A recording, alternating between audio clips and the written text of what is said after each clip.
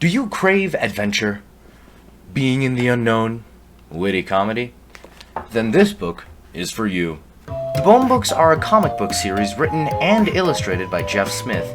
It is a widely popular book amongst young adults, and I'm here to tell you about it. Just to be clear, I'm only going to be explaining the story in this first book, and I'm only going to be looking at this first book, because if I try to explain the entire series, which is like 9 books long, in just 3 minutes, I'd go insane. Like literally. Let's hop right in. The book starts us off in a desert, following our main protagonist, Fawnbone. Fawnbone is a creature known as a bone, along with his cousins, Phonybone, a greedy little hog always looking for ways to get rich, and Smiley-Bone, a tall, lean, optimistic, and energetic bone. They've been run out of Boneville because of Phony's attempts at get rich quick. Again. Yeah, this isn't the first time that Phonybone has pulled something like this. I mean, who builds an orphanage on a hazardous land waste? Like, that's just not sanitary. Anyways, after a little tussle with some random locusts, flying bugs, the cousins get separated. Fawnbone ends up in the forest, a part of the place called the Valley. We don't get an official name for this place throughout the entire series, so I'm just going to be calling it the Valley from now on. I'm also calling it the Valley because it's mentioned once in the book, and I'm pretty sure just that one time it's mentioned. During Fawnbone's time in the forest, he meets Thorn, a girl who lives in the same forest with her grandmother, Grandma Ben. We also learn later that her real name is actually Rose, as mentioned by the Great Red Dragon. Who is this Great Red Dragon? Well, just like his name says, he's a red dragon, and a pretty big one too. He followed Fawnbone since his entry into the village, and has also saved him from some rat creatures. Alright, the rat creatures now. Wonderful. Being completely honest, these rat creatures are like chimpanzees, if they were rats. They're sentient creatures, and they do have brains, but they're kinda dumb. But in a funny way, you know? Like Derpy or C-3PO. Comic relief in simpler terms. There are a lot more side characters, like Lucas, who's apparently a good friend of Grandma Ben, and also owns his own pub. And then there's also a friggin' leaf. There's a friggin' leaf! What? A leaf? These characters are going all over the place. There's a freaking leaf! Though not made 100% clear, our current possible antagonists are either 1. King Doc, who is a much larger and much smarter rat creature compared to the others, or 2. The Hooded One, who is the supposed leader of these rat creatures. Spoiler alert! So yeah, I was about to say a spoiler here, but luckily I caught myself and I'm not going to say the spoiler.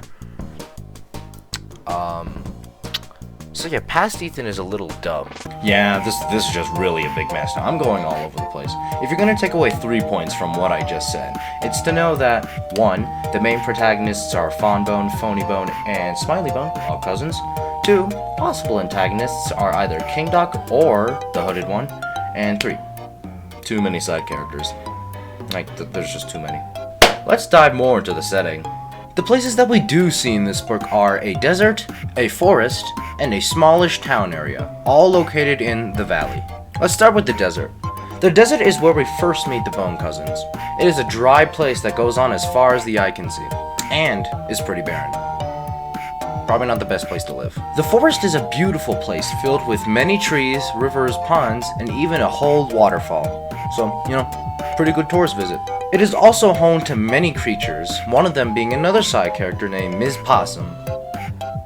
Ms. Possum? I swear, they're just putting in these characters to spite me now. Our final place is the townish area. I'm also going to be including Grandma Ben's house because... stupid.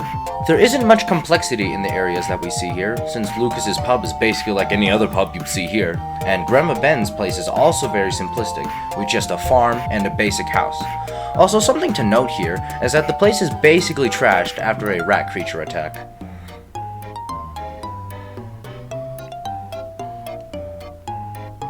Don't look at me, I'm not going to tell you. You read the book yourself and find it out.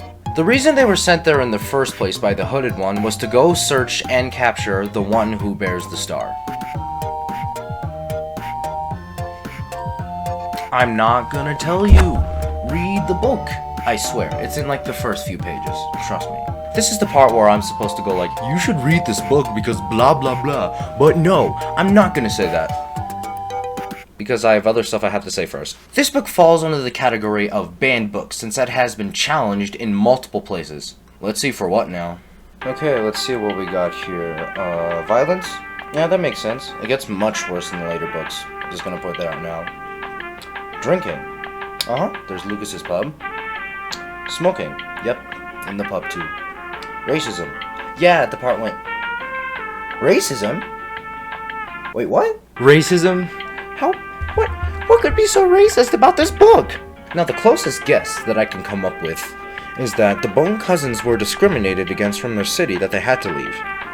Now, if that's really someone's claim, I just want to show them this. I just want to show them this panel, like just show it to them.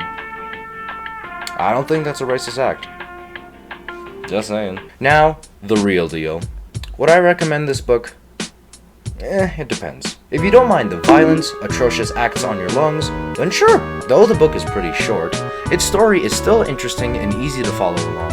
The surprise action is also a thrill to read. Now, if you enjoyed the first book, you should also finish the series. The books are filled with tons of adventure and many interesting characters and places. The lore is also incredible as well. You'll want to invest some time once you finish the book, trust me. Now, if you don't like the violence, drinking stuff, and all that adulty things,